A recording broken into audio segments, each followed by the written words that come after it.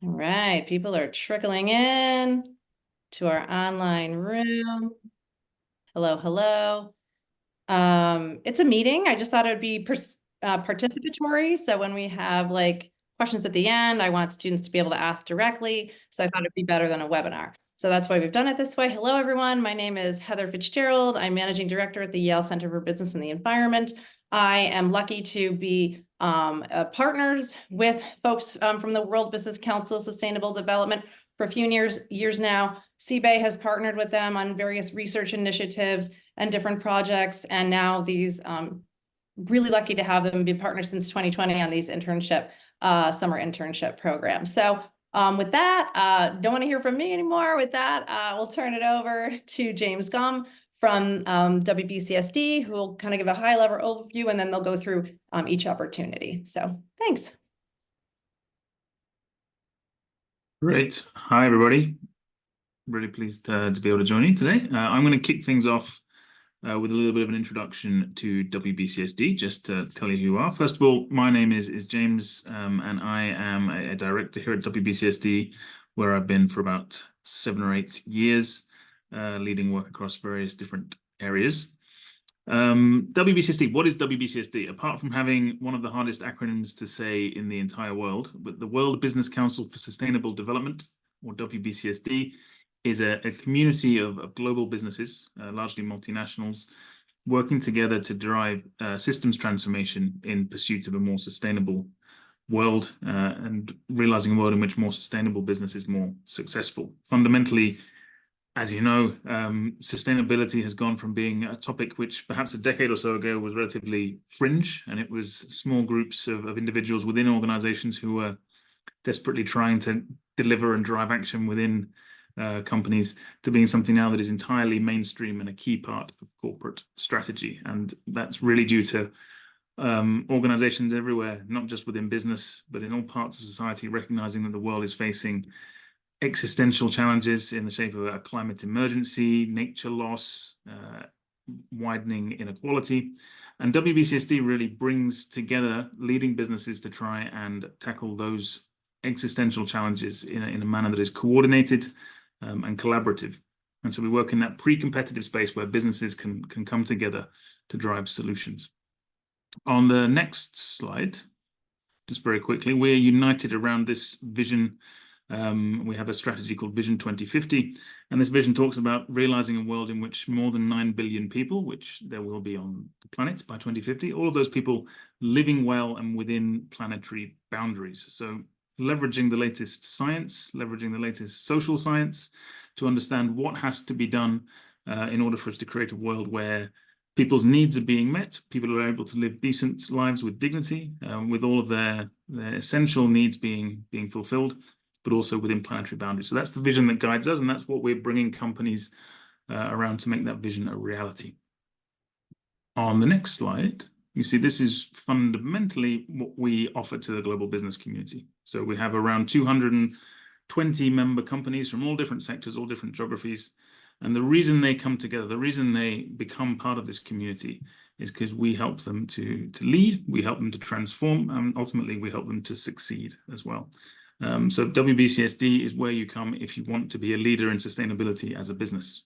We make sure that our companies are committed to that vision of 9+ billion people living well within planetary boundaries. We have rigid and compelling membership criteria. So to become a member of WBCSD, you have to be on that journey to becoming a net zero company, to becoming a nature positive company, to becoming a company that looks after human rights, and indeed diversity, equity, and inclusion, and other key criteria that we set.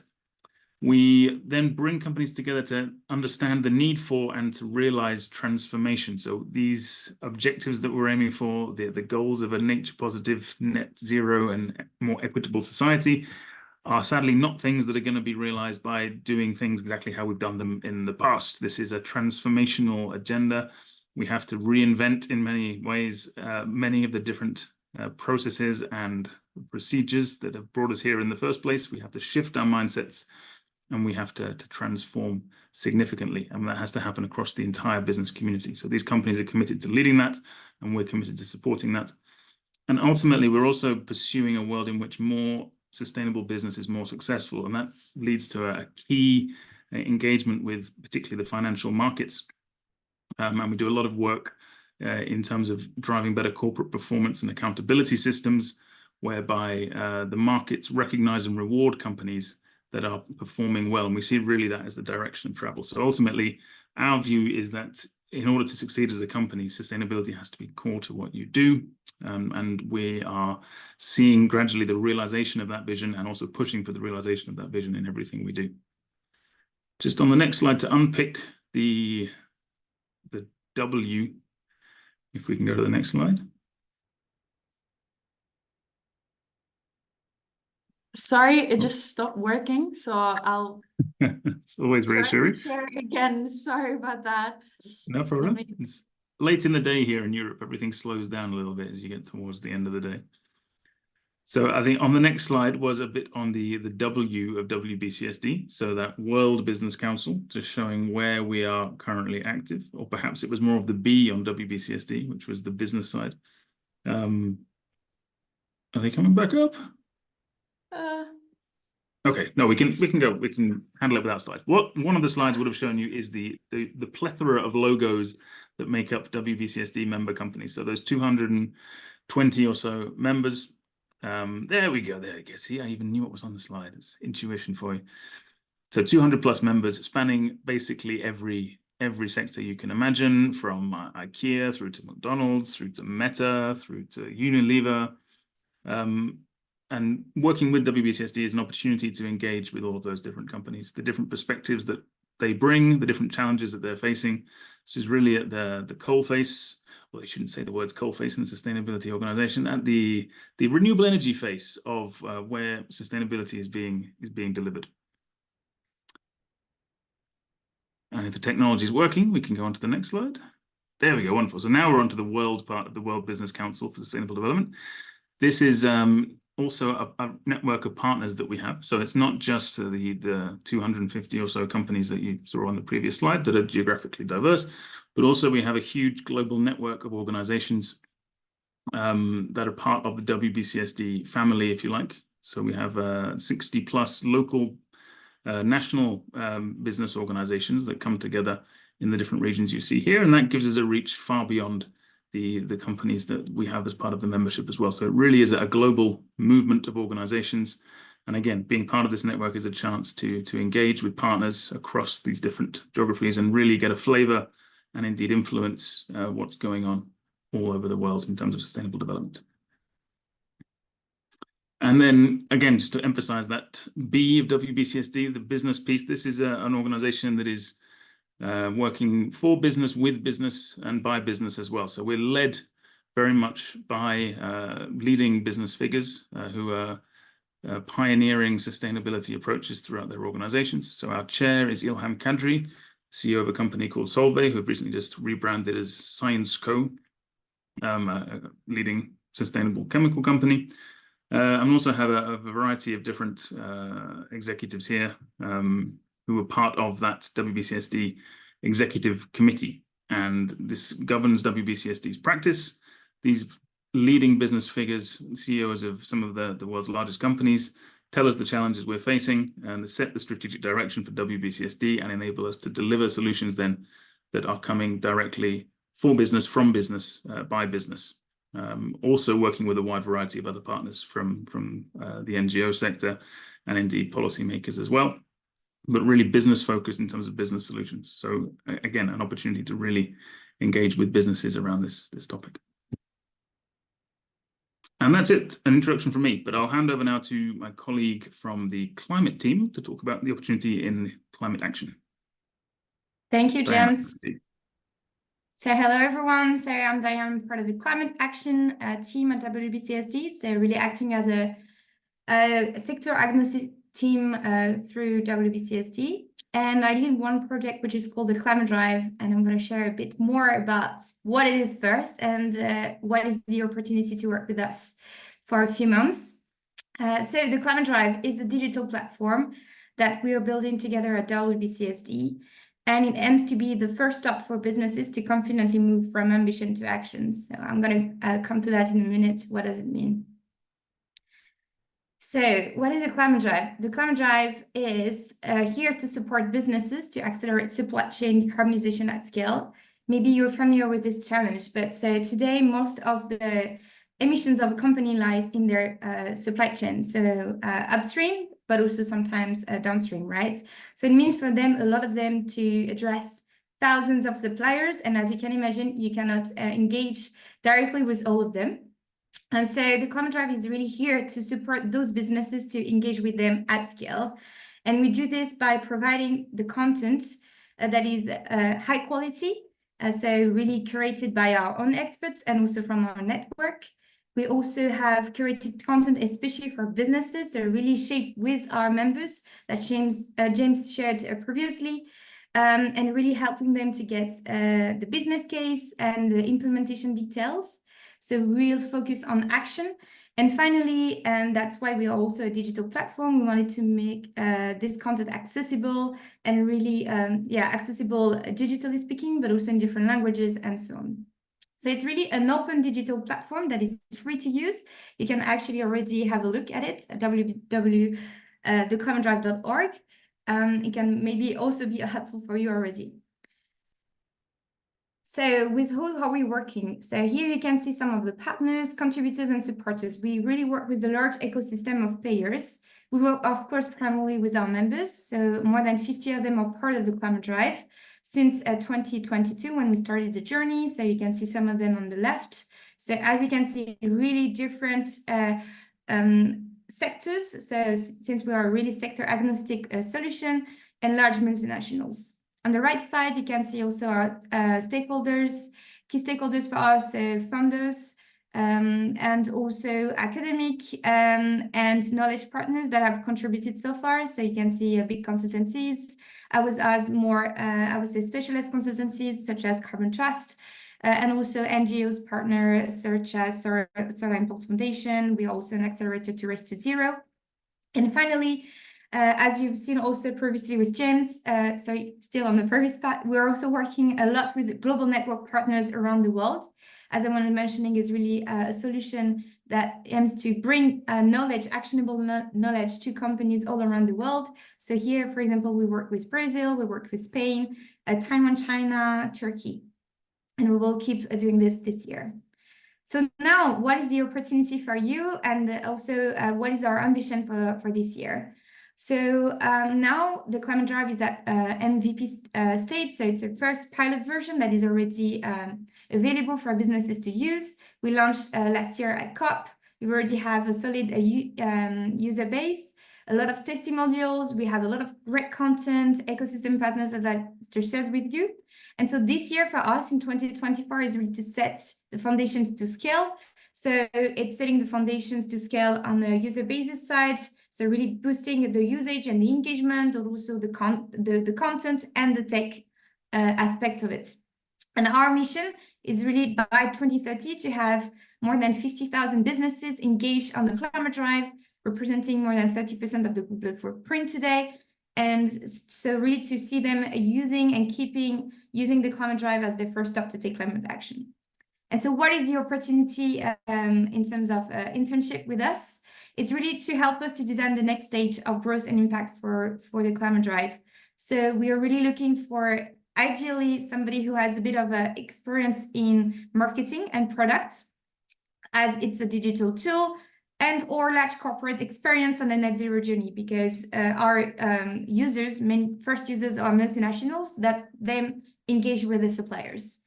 And what you will be doing, so here there's, of course, a lot of activities together with the full team behind this, but at first, like developing the next stage on our business model, which is, I would say, quite unique because we are not for profit, but we still need to have a sustainable growth, building a marketing plan to boost user base and engagements, and finally also identifying key features to increase our impacts for business users.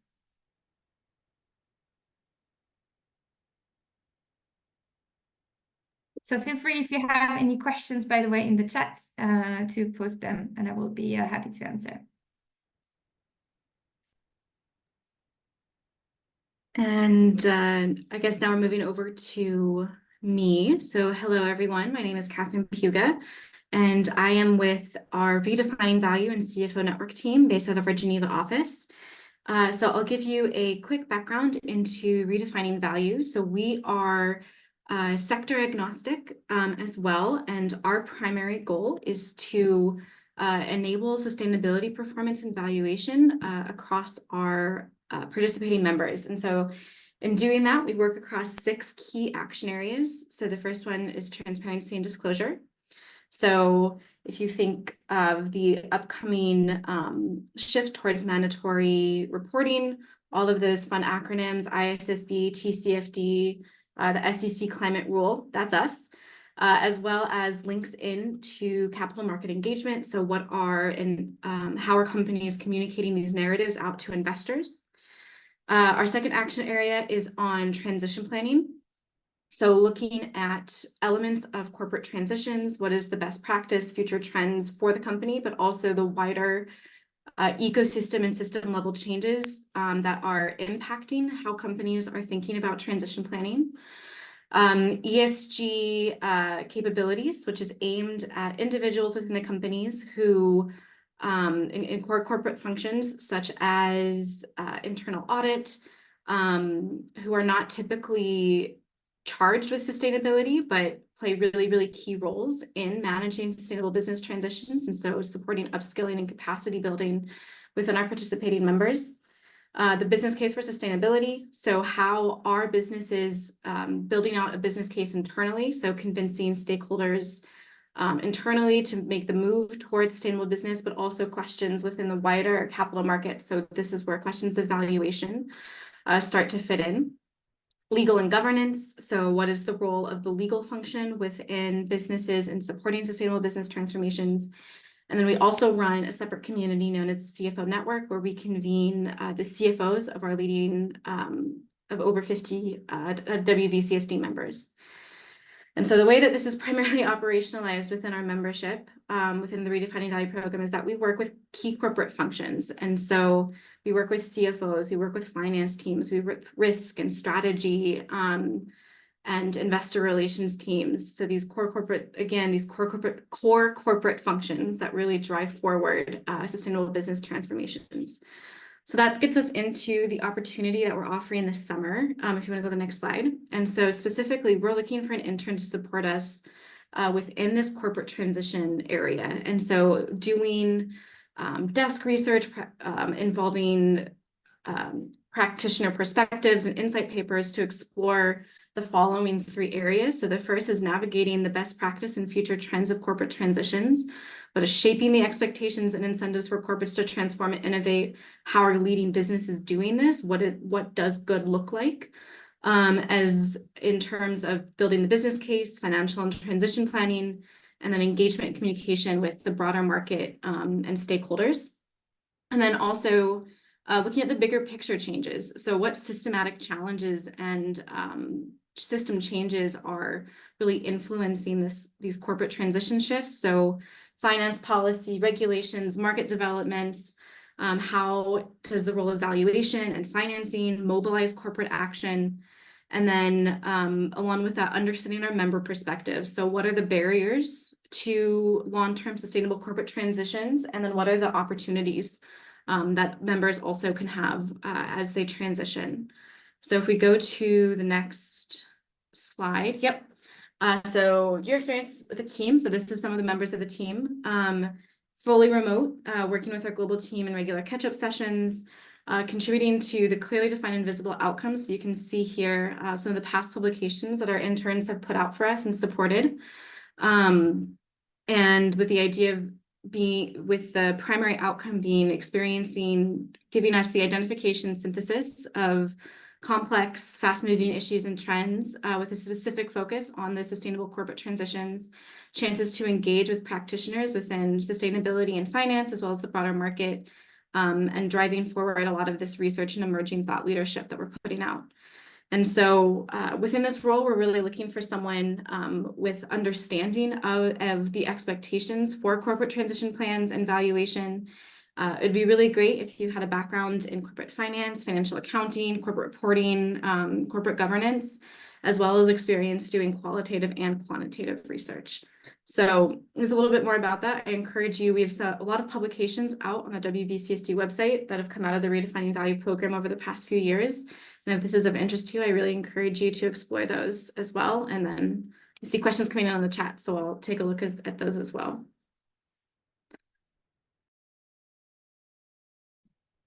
And that must be me. Hello, nice to see you all. I'm Ruth, and I'm a director for our equity action work at WBCSD. I'm based in London. And yeah, really looking forward to sharing with you a little bit about the internship opportunity we have in our team. I've really enjoyed working with Yale interns before.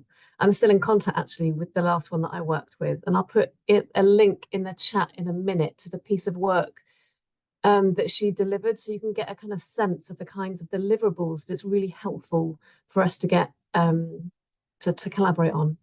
So the equity action work at WBCSD, as James described in his overview, we work on the climate, the nature, and the equity agenda. So if you're interested in the social aspects of sustainability and how we can ensure that the transition to net zero and nature positive adequately addresses social issues, impacts, and risks, then this is for you.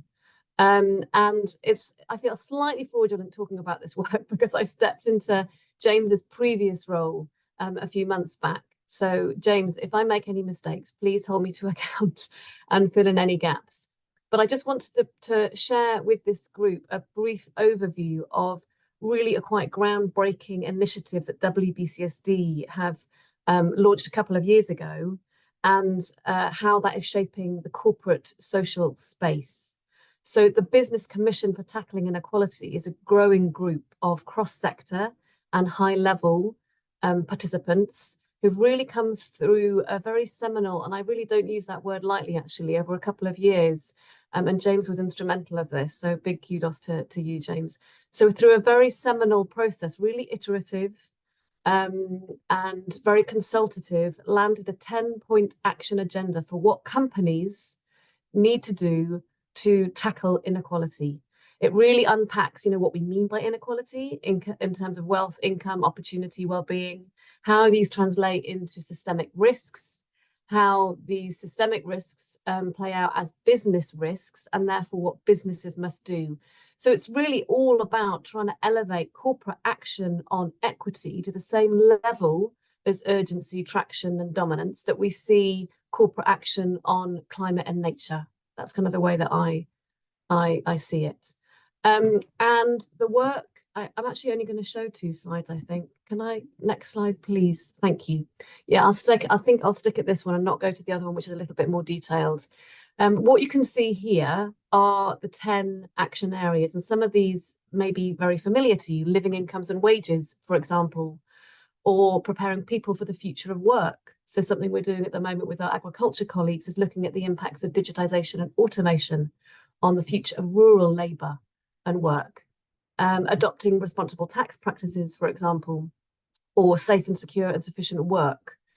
Now we are honing in on 5 of these, and the opportunity for an intern this year is to really help us with the kind of insights, analytics, and impact measurement across the 5 working groups. And the 5 working groups that we're putting together, you can see against our logo on the screen here. So we're doing human rights, and with a strong emphasis on grievance and remedy. We're doing diversity, equity, and inclusion, living incomes and wages, just transition, which is super interesting and really cross-cutting across all of our 3 imperatives. And then a final one on social performance and accountability. So yeah, we'd really love to be able to work with someone to help us on developing thought leadership pieces, key performance indicators, a dashboard, looking at how companies are individually and collectively progressing against these 5 agendas. And there's more information that I can share for those that are interested.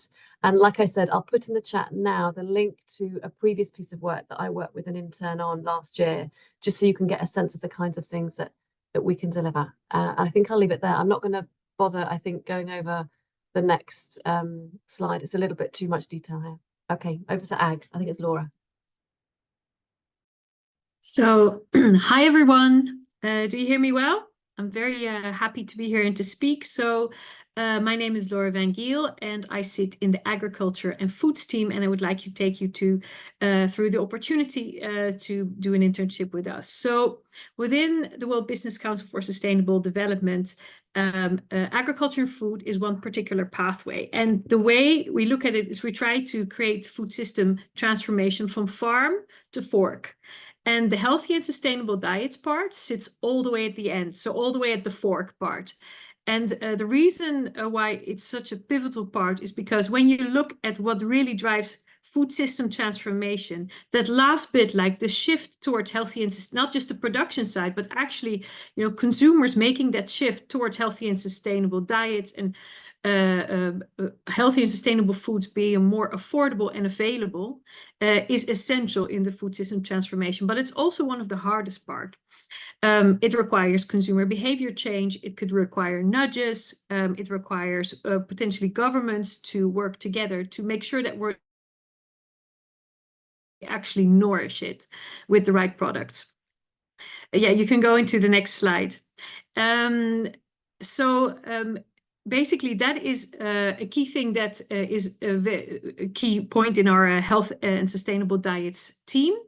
What we do more specifically, or for example, have done last year is we have worked a lot on capabilities towards a shift in healthy and sustainable diets, providing trainings and toolkits on behavior change. We've also worked on the definition of healthy, because what is actually a healthy food and what's not a healthy food? Well, there's a lot of controversy and also miscommunication about that. But it is important also for governments and for regulators to understand, okay, which foods should we be having more of and which should be having less of? So now if we go into the next slide, what we want to do this year is what we see is from science, there's actually a lot of evidence coming available about how to change, how to nudge and how to shift behavior towards more sustainable and healthy consumption. And at the same time, there's some initial evidence on how to measure dietary shifts, but we haven't really put the both together. So for this internship, what we want to do is get someone who likes to bridge those gaps, to collect and do a research review, basically a rewind of the things that are out there with regards to newest evidence on dietary shifts and how to best measure it. Because as long as we don't measure the dietary shifts, it doesn't exist, and no one knows if they're working towards it or against it. So the internship will be a piece of research review, indicating some potential metrics, and hopefully at the end we will want to have a roundtable with companies, with other types of stakeholders, researchers, scientists, not sure government, but regulatory. Let's see the different stakeholders together to have that discussion about how to translate everything we have to actionable items for businesses. So a really pivotal job, and I'm hoping to welcome one of you in the team. All right, over to myself. I think I'm the second last one. I think it's just education after this one, but really great to be here. Similar to Ruth, we've had some really great experiences with some of the previous Yale interns, so we're really looking forward to this opportunity to obviously work with one of you in the coming months. But before that, I want to introduce the PACT internship, so the Partnership for Carbon Transparency. I'm also it's also part of the climate team. Diane introduced the work that they do with the climate drive, which is more around making sure that suppliers are able to understand what they need to do on their journey towards net zero. On our side, within the Partnership for Carbon Transparency, we're actually working with companies throughout value chains to make sure that the information that they need to understand where to better decarbonize and whether actually they are decarbonizing in line with the actions that they have implemented as part of their net zero target is actually working. So really with this, and maybe just to provide a brief intro, thank you very much. The Partnership for Carbon Transparency is really a standard that's aimed at calculating and exchanging product level Scope 3 data. So as you know, Scope 3 is one of the biggest portions of emissions for most companies, but it's also one of the hardest to tackle and to manage because it sits outside of companies' control. It's absolutely everything that needs to happen for them to be able to operate, but that is outside of their own manufacturing sites or offices, etc. And really the idea behind PACT is to make sure that we enable the entire ecosystem with an infrastructure that facilitates the exchange of the information that they need to decarbonize, as I mentioned. And the way in which we do this is threefold. We have three key pillars.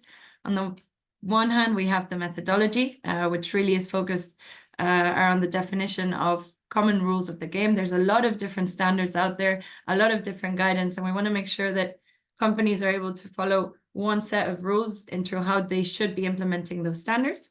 So that's one of the pillars, one of the first pillars. The second pillar is actually on the technology side of things. So really making sure that no matter what solution, if your company is using SAP or Microsoft or an internal platform to manage their data, that they're able to really exchange this information with their suppliers and their customers, regardless of where or what solution platform they are using. So really it's about this data access, so not just the methodology, but also how you're going to exchange that information. And then the third one is around collaboration with this ecosystem. I'm sure all of you have heard about many different initiatives that are working on this transparency mission to make sure that everyone is able to access information. It's becoming more and more important. There's regulators, there's financial actors, all of them are looking into this in a lot more detail, and they're going to be looking into this in a lot more detail in the coming years. So we want to make sure that we're able to communicate and collaborate with all of these different initiatives, which, as you can see, amount to over 150 stakeholders, which include, of course, a lot of entities from the corporate world, but also, as I mentioned, regulators and different financial actors and other initiatives to make sure that we all work towards this shared vision, following the same route rather than many different paths. So hopefully this gives an overview of what PACT does, but if we want to see a simplified example of what it means in practice, you can see in this slide that actually what we offer to the different companies that want to join this let's call it ecosystem or infrastructure, is actually the possibility of choosing whatever technology solution is out there that suits their needs best, really. And what we want to make sure with that is that we don't cut anyone's wings. We don't want to produce a platform. We want to make sure that they use whatever platform is useful for them, and that by doing so and joining the network that PACT has created, you're able to access this granular and credible and consistent emissions data across the different customers that they might have as suppliers, that they might have in their value chains, using a standardized set of elements that they will need to exchange, whilst maintaining complete ownership of that information, which is, of course, something that's really important for companies as they try and determine what the best strategy is for them to decarbonize going forward. Some examples of different companies that have selected to join this network. So you may be familiar with CDP, which has become part of the network via CO2 AI. There's also EcoVadis, Unilever, which has created its own solution, but also, of course, Salesforce, SAP. So really a wide range of actors that are joining this network in an effort to be able to exchange and scale this exchange of information that's really going to help companies understand, okay, this is where I need to decarbonize, and this is how I'm going to be doing it to the best of my abilities. So really, this is the foundational work that we did for the first 3 years since its launch. And if we move to the next slide, the idea that we had last year was, okay, let's focus now on bringing this theory into action. We've developed the standards. Now we want to make sure that we understand, okay, how do we make sure that we're able to help companies make this a reality? And so with that focus, we launched our implementation program last year. And we had really, really incredible results. Just to give you an example, we were aiming for 50 companies to participate in the implementation program. And you can see here that we ended up working with over 900 companies that, together with the lead companies that you see on the left-hand side, they were the ones that were really driving this process and pushing their suppliers to exchange information. We're able to exchange over, 1,300 product carbon footprints, which is really the carbon footprint that you attach to any product, which can be a service or a good that you might be buying from your suppliers. So getting to that level of granularity that you need. And in line with this, I mentioned that we also had a lot of different solution providers that also joined these efforts and are really trying to help companies speed up and automate the calculation and exchange of information via their tech solutions. And the little number here that we have, the 37%, is just to show you how much of an impact joining this network has, because actually prior to joining Pact, they were using secondary data, which is the one that's more easily accessible, but it's also less accurate. And when they joined Pact, what we saw on average was a variance of 37% in the emissions that they were calculating with regards to the suppliers. So really quite significant. So what does this all mean for the internship? This year, if we move to the next slide, we are launching another implementation program. We're really trying to build from the learnings that we had in 2023 and all of the different feedback that was received. And the idea really is for this intern to continuously support the team in making sure that we are able to develop the right materials and the tools that the members and the companies and their suppliers need to make sure that we are providing them with all the support they need to implement. So again, to go from theory to action. And the idea here is that the intern would support in the development of those materials. The second element would be around understanding what journey the corporates need to go through. We understand that we are asking for a lot from them. So we want to make sure that we are able to better understand what is it that they are struggling with on their journey towards this increased transparency and this decarbonization enabling tool. So that we can, again, continue to better work with those companies that are not necessarily yet engaged with this movement. And then finally, it's all about decarbonization. So we know typically people think of carbon accounting as something separate or something that takes time away from decarbonization activities. What we want to also do and what we would expect the intern to support us with is actually to help us demonstrate how this increased and enhanced transparency is helping with decarbonization. And I'm losing my voice, so I'm going to stop here. But if there's any questions, please feel free to ask them or share them on the chat. Thanks. So yeah, saving the best till last. We're going to the education team. So I'm sure your heads are swimming with all of the amazing opportunities that just have been presented to you. So I'll keep this relatively short and hopefully we have a bit of time for questions. But the education team is really looking at, as all of these different sustainability imperatives emerge and as sustainability becomes more and more mainstream, how are companies supposed to get the tens of thousands of people that work for them in order to deliver on these sustainability objectives? How do we mobilize those people in support of sustainable development in the right way? So if we go through the next slide. So actually sustainability skills are more in demand, as you can imagine, than ever before. This is from a World Economic Forum study that came out just last year. The second fastest growing job in the entire world is a sustainability specialist. And you can see here the different of those 10 fastest growing jobs over the last 4 years. Sustainability had 4 jobs in the top 10. So there's huge demand now for sustainability skills, and companies are working hard to build up those skills. Yeah, to deliver what we need to. But on the next slide, the challenge is as well that we don't just need sustainability specialists being hired or being trained within teams. We need everybody in every organization everywhere to become a sustainability specialist in a way. We need every skill to be a green skill in the new world that we're working towards. So we have this huge task in front of us to how do we support the business community in developing their people in the right way so that everybody becomes an agent of sustainable development. And on the next slide, we have seen various initiatives pop up in this space. One that we particularly engaged with is an initiative called the Inner Development Goals.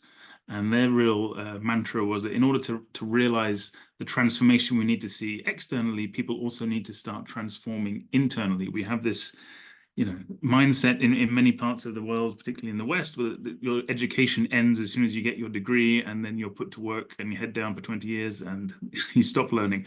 Whereas we need to foster this lifelong learning culture and also to think about what are the types of skills and qualities that are going to be needed to deliver sustainable development. And the Inner Development Goals have developed a framework, and WBCSD is a co-partner of the Inner Development Goals, co-founder, rather, I should say, of the Inner Development Goals Foundation. And we've been working very closely with them this year to try and develop education programs for in support of efforts to realize sustainable development. And one key initiative in this regard, on the next slide, is what we're calling our Chief People Officer Network. So this is, we're taking from the WBCSD member companies, a select group of leaders in charge of people and culture within their organizations, and bringing them together in a network, really to form a safe space and an exploratory space in terms of the skills and qualities that are needed to support sustainable development, and to help this group in thinking about how do they evolve competency frameworks in order to deliver those skill sets throughout their organizations. So this is a brand new initiative just kicking off. For anybody who's interested in organizational behavior or driving change within an organization, or how you incentivize the right sort of behaviors at an organizational strategic level, a really interesting opportunity, and really gets to the meat of how we actually change behaviors amongst individuals throughout these organizations. It's all very well saying we need to do X, Y, Z, but how do we actually make that change happen at scale? And so on the next slide, really what we're looking for is in this internship role is someone who can come in at the beginning, as I say, of these efforts and help us to kick this project off. And we want someone who can support with the development of executive learning materials focused on those inner development goals, can help us to start to build that up, but also do a research project around competency frameworks, existing corporate competency frameworks that sit at the hearts of HR strategies, and help us to analyze the degree to which they align with sustainable development and the IDGs. And so that's really what a research piece we're looking to do, and to be a part of those first conversations we're having with this Chief People Officer Network group. So the education team, an extremely flat team, and we'll all be working together on this. So a chance to join those discussions with those Chief People Officers and really understand how that intersection of sustainability and organizational behavior and corporate competency comes together. So a great opportunity, if I do say so myself. So I really look forward to explaining more if it's of interest. And I'll put my email in the chat as well. Amazing. Thank you, everyone. Oh, can I? Sorry, Yeah. I'll just stop sharing because I think it will be nicer if we do it all like this all together. So yeah, I know we might be running a little bit late, but if there are any questions directly related to the projects or WBCSD in general, we would take them now. Do you want people to raise their hands? Okay. Nicholas or Madeline? Yes. Thank you so much for your presentation. I had a really great time just like learning about all these roles, and I'm like super interested. My name is Nicholas. I'm a class of 25 Yale student, double majoring in environmental studies and political science. I guess something I was like a bit curious to learn more about is, you know, given that these are mostly remote roles or like completely remote opportunities, could you talk a bit about like mentorship and how like the intern might have opportunities to like network with others, learn more about like all of the work of WCSD, and just some of those like professional development opportunities? I think I can briefly take that question because what we've seen in the past year that it really depends on the team and on the project and the manager that you will be working with. In general, from a WBCSD perspective, we have initiatives to support the Yale interns that will come on board, since it's a very like relatively shorter internship. We have opportunities for the interns to just come together with the rest of the intern population, and also we have we will be hosting some webinars for the interns to get to know the wider WBCSD space. So other projects that are currently going on that you might not have, you know, direct contact with. So we have those initiatives to get to know WBCSD and also to get to closer to the intern population that we have at WBCSD. That sounds great. Thank you so much. Maybe I could just add that although we say the positions are remote, we have had people who've gone into the office in New York before. If somebody's based in one of our countries in Europe, they're obviously welcome to come into the offices that we have there as well. Hi, my name's Madeline, and I guess I'm wondering, and I apologize because I haven't read any material on the internship. So this is my first stab at gathering information. Is it full-time for 2 months, or is it part-time for 3 months, or what is your expectation? If I'm not wrong, and please, Shona, correct me if I'm wrong, it is around 6 weeks. The internship will last around 6 weeks, and it will be on a full-time basis. Okay. Yeah, it is full-time. Maybe Heather would comment on that because I thought it was 2 It's months. 10 weeks. Yeah, no, it's 10 weeks. Oh, sorry, then my thereabouts. bad. Yeah, Sorry. 10 weeks full-time, $10,000 stipend for Yale students. Okay. Other All right. questions? Oh, sorry. Go ahead. No, Any thank you. questions? Great. Any other questions from there we go. Olivia. Hi, yeah, thanks for a great presentation. This is really helpful. Just one quick question about the PACT internship specifically. Were there any like prior experience or skills or program knowledge that you're specifically looking for? Great question, and happy to share more via email so you have them there. But what we would expect from this person is a generic, or I would say a couple of years experience in climate related work, just to have that basis of knowledge that allows you to better engage with the company needs. But beyond this, the idea is to have a proactive person that has this understanding of how to work in a team, also virtually, not just in person, because of course it's one of the elements that we have. We also, our team is spread out, so we do have a proper or structured set of check-ins. So you wouldn't feel, going back to the previous question, there would be that kind of ability to network with different members from the team throughout the experience. But really, I would say once you have this basis of climate related knowledge, everything else could be learned on the job during the internship, essentially. But happy to share more via email. Okay, thank you so much. Thanks for your question. Any other questions in the room? And I know there's you may have mentioned this, I don't know. Did you mention, Kara, anything on the like this brown bag lunches kind of opportunity, or kind of educational webinars? I know you guys host things that these interns are invited to kind of learn more about the company and the work that's happening at WBCSD. Yeah, so we have internal events as well that the Yale interns will be invited to, of course, to participate if we have any informational session going on. Otherwise, specifically created for them, there will be a series. I think last year we did 5 or 6 throughout their tenure at WBCSD, and it will be focused on different teams, of course, different than the ones we are aiming for them to see teams that are different than the ones they're doing internships in, because that we can share all together, like the experience of the different teams can be shared all together. So we try to give them a little bit more visibility across WBCSD. The webinars or brown bag lunches are not being established yet. So more information will be available for the interns when they start and when they join, of course, being mindful of time zones, online, of course, because WBCSD is an international organization, so we operate online as well. Excellent. Well, if there's no other questions, I mean, still feel free if you want to raise your hand, ask a question. Amazing. I mean, just so much really inspiring and really cool projects and work happening at the WBCSD. Really, really awesome opportunities. Again, these are 10 weeks, $10,000 stipend, remote, but there is a New York office, and there's some we can figure out where they are, and if you're in that space, you can potentially work in those offices or visit.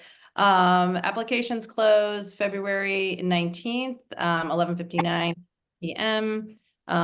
So get your information in early. And I know, Kiara, you are kind of confirming as people, or you will confirm as people kind of apply that you've received their materials.